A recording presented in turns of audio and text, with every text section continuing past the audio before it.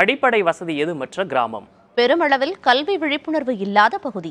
அங்கிருந்து முட்டி முட்டி முளைத்த விதையாக நீட் தேர்வில் வெற்றி பெற்று 2 மாணவர்கள் மருத்துவ கல்வி பயில உள்ளனர்.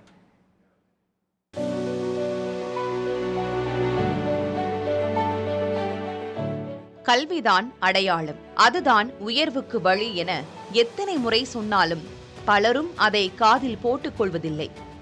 ஆனால் அந்த சொல்லை தீர்க்கமாக உள்வாங்கிக் கொண்ட இருவர்தான் சிவகங்கை மாவட்டம் கமலை கிராமத்தைச் சேர்ந்த நாகராஜும் ரவியும்.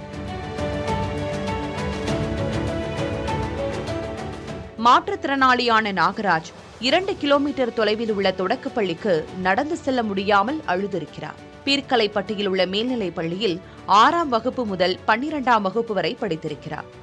சைக்கிள் ஓட்ட முடியாமல் அவதியடைந்த நாகராஜை வறுமையை சொல்லி தேற்றியிருக்கிறார் அவரது தந்தை.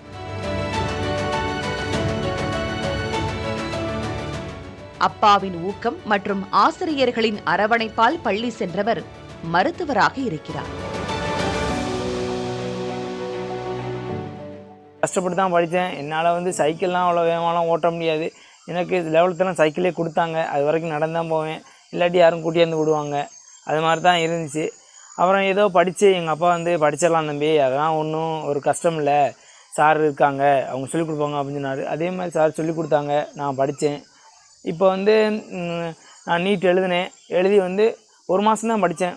12th முடிச்சுட்டு 1 மாதம் தான் கோச்சிங் சென்டர் போனேன். அடுத்து நீட் எழுதினேன். எழுதி நான் 136 மார்க் எடுத்தேன். எடுத்தோடனே எனக்கு கவர்மெண்ட்டில் கவர்மெண்ட் மதுரை மெடிக்கல் காலேஜ் கிடச்சிருக்கு. கொடுத்து சைக்கிள் என்னால் ஓட்ட முடியலப்பான்னு சொன்னேன். மறுபடியும் கொண்டாந்து போட்டு மறுபடியும் அப்பா நீ படிச்சு தாண்டா நல்லபடியாக வரும்டா, நீ படிடா அப்படின்னு சொல்லி நான் எவ்வளோ இது பண்ணேன். அப்படி இருக்கும்போது நான் ஒரு கூலி தொழிலாளி, எங்கள் வீட்டுக்காரம்மா கூலி வேலைக்கு தான் போகிறாங்க வராங்க. இந்த மாதிரி இருந்தோம் பண்ணி செஞ்சோம். அவனோட ஒரு திறமை பாத்தியார ஒரு திறமையாக பண்ணி இன்னைக்கு படித்து ஒரு இதாக வந்திருக்கேன். நாகராஜை போல் அதே கிராமத்தைச் சேர்ந்த ரவியும் வறுமையின் அழுத்தமான பிடிக்குள் இருந்துதான் 12ஆம் வகுப்பு முடித்திருக்கிறார். இளம் வயதில் தாயை இழந்த அவர் பள்ளி ஆசிரியர்களின் உதவியுடன் இன்று நீட் தேர்வில் வெற்றி பெற்றது அசாத்திய சாதனை. இதற்காக அவரை அந்த கிராமம் உச்சி முகர்ந்து பாராட்டுகிறது. அம்மா நான் 5 நாளாக படிக்கும்போது தவறிட்டாங்க. சரி, அம்மா என்ன சொல்கிறது, அவேர்னஸ் இல்லாதனால அப்போ புற்றுநோய்னு என்னென்னு தெரியலை. நெக்ஸ்ட்டு போதும் தெரிஞ்சிச்சு இந்த மாதிரி வியாதிகள்னால அதிகமாக உயிரிழக்க காரணம். அதை நம்ம குணப்படுத்தினா நம்ம டாக்டர் ஆனால் நல்லாயிருக்கும்னு நான் யோசிச்சு சொன்னதுக்குள்ள இப்போ ஊராள்கள்லாம் சப்போர்ட் பண்ணாங்க. மோட்டிவேஷன்ஸ் மட்டும் இல்லாமல் ஃபினான்சியலாகவும் ரொம்ப ஹெல்ப் பண்ணாங்க. நெக்ஸ்ட்டு ஒரு ட்ரெஸ்ஸோட புதுசாக வாங்கி போட முடியாது இருக்குது எங்களுக்கு. அவங்க ட்ரெஸ் எடுத்து கொடுத்ததுலேருந்து சாப்பாடு நான் எத்தனை நாள் சாப்பிடாமல் போயிருக்கேன். அவங்க சாப்பிட வச்சு அவங்களோட சாப்பாடு எனக்கு கொடுத்து என்னை சாப்பிட வச்சு என்னை படிக்க வச்சாங்க. இப்படி படிக்க வச்சு என்னை உருவாக்குனதுக்கு அவங்களுக்கு ஏதாவது நான் பண்ணணும். நீங்கள் அனைவரும் டாக்டராக வேண்டும், என்ஜினியராக வேண்டும் என்று அவர்களுடைய ஒரு ஊக்கத்தை நான் வளர்த்தேன்.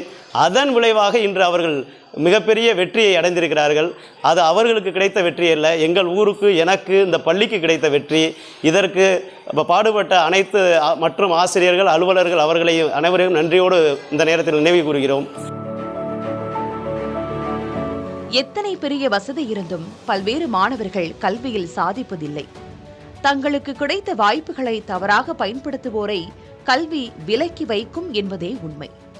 கல்வியை நாம் கட்டி தழுவினால் ஒருபோதும் கைவிடாது என்பதற்கு நாகராஜும் ரவியும் உதாரணம். 7.5 விழுக்காடு இடஒதுக்கீட்டால் மருத்துவராக போகும் அவர்களின் முதல் கோரிக்கை சொந்த ஊருக்கு பேருந்து வசதி என்பதுதான். புதிய தலைமுறைக்காக ஒளிப்பதிவாளர் குமாரனுடன் செய்தியாளர் நாசர்.